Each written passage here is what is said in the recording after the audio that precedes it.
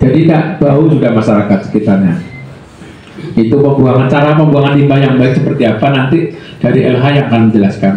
Mungkin dari LH ini bisa menyampaikan nanti kedepannya harus betul seperti ini, perizinan seperti ini, sampai dengarkan dari LH. Habis itu panjenengan CSR ini komunikasi dengan masyarakat. Masyarakat yang dibuangi bau itu masa dibiarkan begitu saja? Masa kita hanya mengambil untungnya begitu saja, kan itu? Sedangkan masyarakat ambune karo ditahan aja. Mereka itu sabar, diam, kan gitu aja. Tapi lama-lama sekarang Pak, nanti akan dilanjutkan Pak Sekjen J. Karena ini mulai tahun 2014 sampai sekarang masih CSR.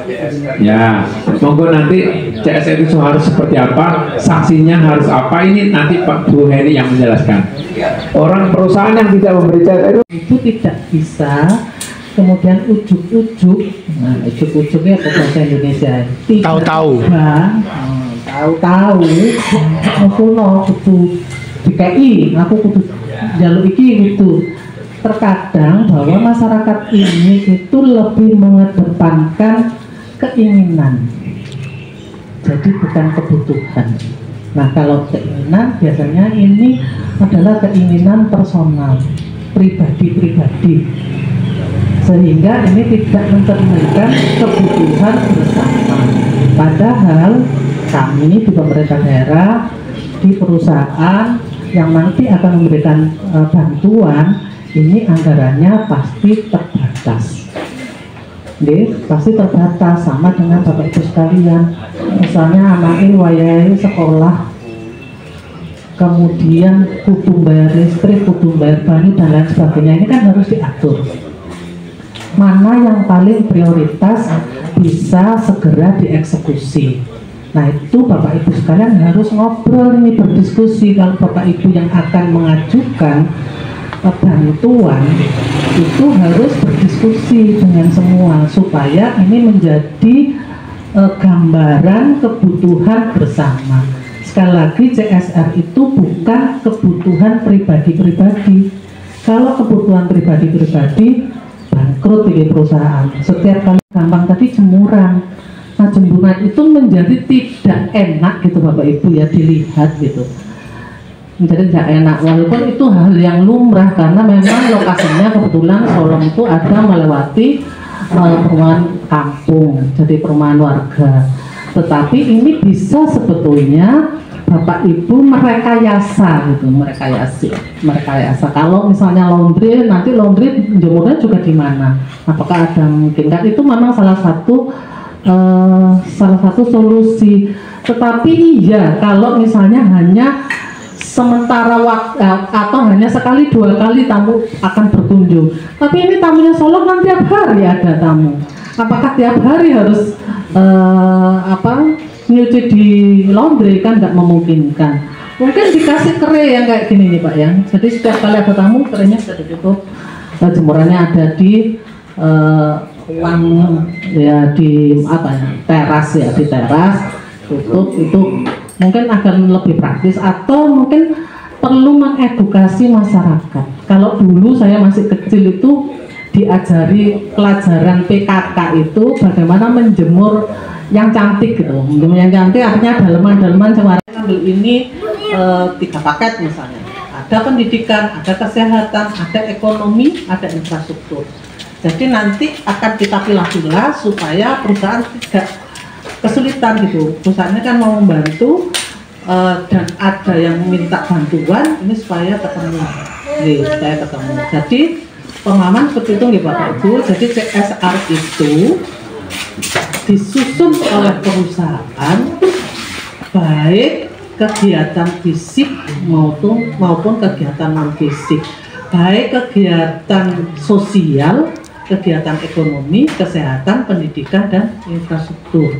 Jadi semua tergantung bahwa perusahaan itu akan memasukkan atau tidak dalam anggaran itu. Gitu ya, termasuk keagamaan. Keagamaan itu contohnya misalnya ya tadi itu pengajian, bantuan kurban dan lain sebagainya, itu masuk dalam kegiatan CSR. Gitu ya. Jadi itu kurang lebihnya dari saya. mohon maaf bila ada kekurangan nanti kita buka diskusi. Mohon maaf Pak Sekja, nanti jam 10 saya juga harus geser. Jadi kalau nanti TPS pengangkutannya berapa kali? Setiap hari. Oh, oke. Jadi begini Bapak Ibu, itu di pagi hari atau 2 kali kayaknya, pagi dan sore? sore. 2 hari, tapi sorenya itu sore lah. Jadi mohon izin untuk sampah idealnya pengangkutan itu dilakukan 1 kali 24 jam. Dan mohon untuk TPS-nya kan timbul bau. Tadi ada keluhan terkait timbulnya bau di TPS. Monggo untuk apakah TPS-nya tertutup?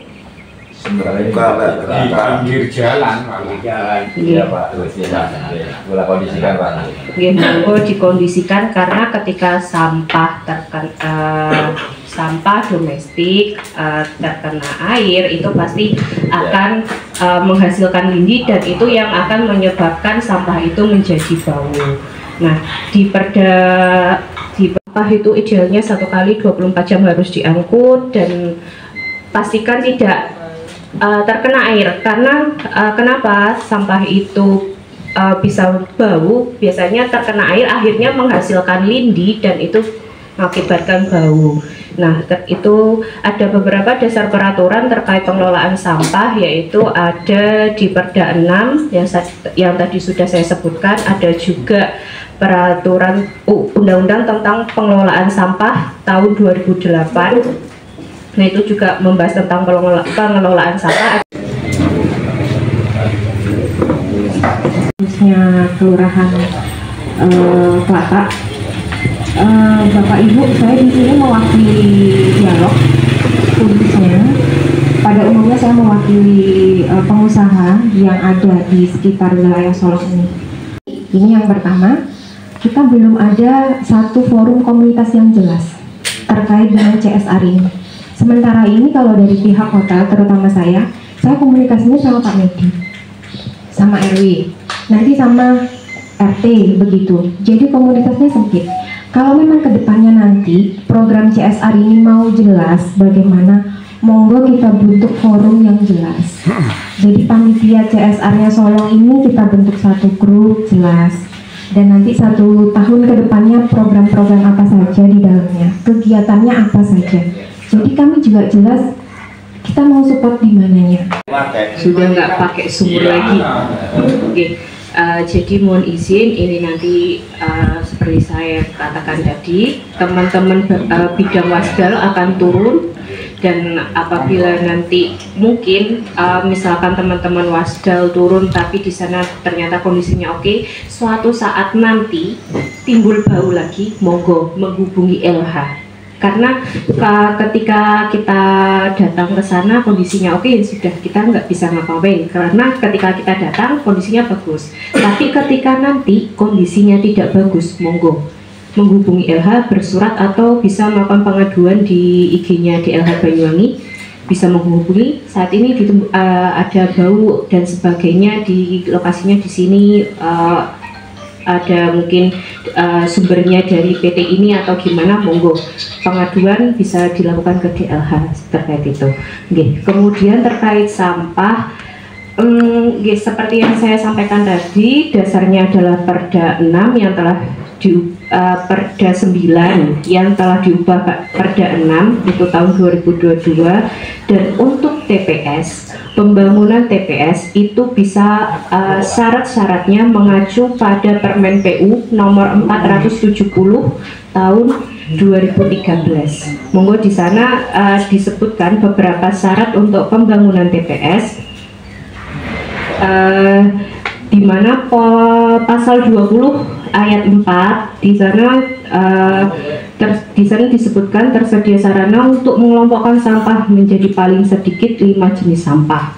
Kemudian jenis pembangunan penampungan sampah sementara bukan merupakan wadah permanen, dan yang jadi poin penting adalah lokasinya mudah diakses, tidak mencemari lingkungan, penempatan tidak mengganggu estetika dan lalu lintas. Monggo itu diperhatikan karena sudah ada aturannya di Permenpek 470 tahun 2013. 470 tahun 2013. Mohon izin, saya izin meninggalkan forum karena saya harus rapat TPA.